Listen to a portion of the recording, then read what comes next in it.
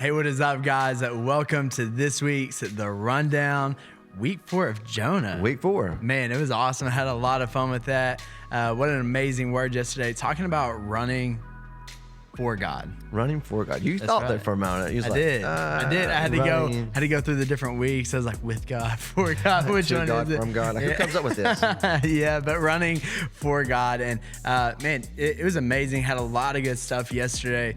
But something that really stuck out to me with the message is talking about, and you had talked about it in previous messages, about how Jonah didn't have a problem with Nineveh, but really had a problem with God, and how that's for us in our own life. We're talking about the question that he ended the story with of how can I not show them compassion? And it really revealed the real issue with God, I believe, if you want to dive into that just a little bit. Yeah, I mean, the whole book, you think about Jonah, you think about a fish, or you think about a whale. We don't know if it's really a whale, but you think about Jonah and the whale, and Jonah. But the root's all about God and his love and compassion. Yeah. And how much he has compassion for someone. And the whole book is trying to get the man of God, the preacher, the prophet, to have compassion for lost people. Yeah. And I love in chapter 4, it talks about that his compassion, he's very slow to anger, he's abundant love kindness, and he doesn't give up on us. Yeah. So I really like this story. Yeah, I thought that was so good, and how so often for us it's so easy to look at the world and say, oh, they're so dirty, they're so dark, it's so bad out there. I don't want to associate myself with that, but how Jesus has called us to share the gospel to the world, and you talked about that a little bit as well. So the problem, a lot of times we think the problem's the world, the Nineveh, the problem, the world's wicked world. The problem's not the world's just being the world. Yeah. I mean, if a lost person act like a saved person, ain't they a hypocrite? I mean, a lost person only acts like a lost person. So the problem's not the world. The world's going to be the world. The problem is with us. I think I made the statement, I said the problem's not with the sinner out there. It's the saved sinner in here who won't go That's so good. out there. We won't go to Nineveh. Yeah. Jesus says, I didn't take you out of the world. I left you in the world. Not to be the world, but to go after them. Yeah. And we only have a short timetable for that, man. Yeah, I think that's so good. I think that so often, unfortunately, we forget where we were. We forget that we were lost in our sin. We were lost and now we're found, blind but now we see, and we forget where we came from. I think a lot of times we talk about like our past and things like that we just want to throw our past away. But sometimes our past can be a good reflection of, man, look at what God did for me. How can I not take that compassion and show it to someone else? How can I not show them that? And but I thought that was really good as well. But kind of digging a little bit deeper into it with Jonah, and how he was disobedient, like we talked about, but how, and you talked about it, that God's not gonna take you from your will, but he's gonna make you willing to do. If you want to, he's not gonna make you go against your will. Yeah, exactly. But it can make things uncomfortable until you're willing to go. And we saw that with Jonah. I mean, come on, you get swallowed by a fish, I'm going. Next time you say go, I'm going to go, right? Yeah. Even when he appointed, that's crazy, all through chapter 4, he appointed, I said, a gourd from the Lord. He appointed a plant to grow up to give him shade, and then he appointed a worm to take out the shade, and then he appointed an east wind to come and scorch him. And it's like, you have compassion on a plant that you didn't even create. Yeah. How can you not have compassion on the city, on the people? Yeah, that's so good, so good.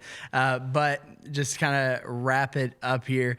You have any final words to kind of wrap up the series? Man, it was an amazing series. I've never really, no pun intended, dove into Jonah like that, and really really dissected it to seeing how, like you said, throughout the whole series, that, hey, there's a little bit of Jonah in all of us. And I think that so often, unfortunately, we look and are becoming more like Jonah rather than becoming like Jesus and going after the world. Like we talked about, it's a dark time right now. It's tough, but we know the light of the world. How can we not share that light? I'm so thankful that God puts stories like Jonah in there, because you're right. There's a little bit of Jonah in all of us. And it's not, I wish like discipleship was linear. I wish, following Jesus was like linear, like, hey, I made it to level B now. I made it to level 2 or whatever it may be for you. I'm at the next level and you never come back. Yeah. And that's what I love about Jonah, because no matter where we are, we find ourselves, sometimes we do run from God. Yeah. sometimes we do run to him.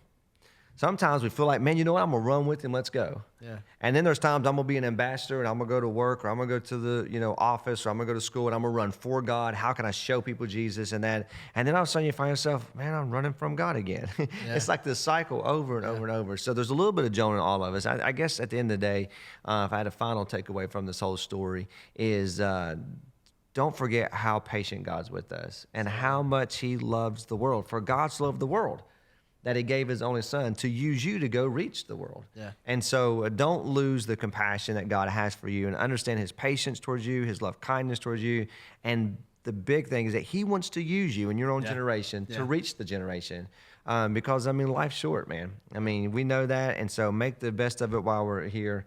And let's go after the Nineveh all over the place. And Nineveh's anywhere, man. Anywhere you go. Right now, you go to Walmart and don't find toilet paper, there's going to be a Nineveh there somewhere, right? Nineveh is all over. So let's go into the world and let's show the compassion. Yeah, super good. And we know that Thanksgiving is coming up right around the corner this week. And you talked about even how we have, there's some Nineveh family members that we got. There's some crazy ones that we got. But and if you don't have any, you may be the Ninevite. Yeah. Yeah, maybe you. Can we edit that? Oh, no, we can't edit that. I'm just kidding. We love you. We love you. But that's right. But we just kind of wanted to end this here today, just to challenge you to, show Nineveh Jesus this week. Show someone in your family this week. Begin today.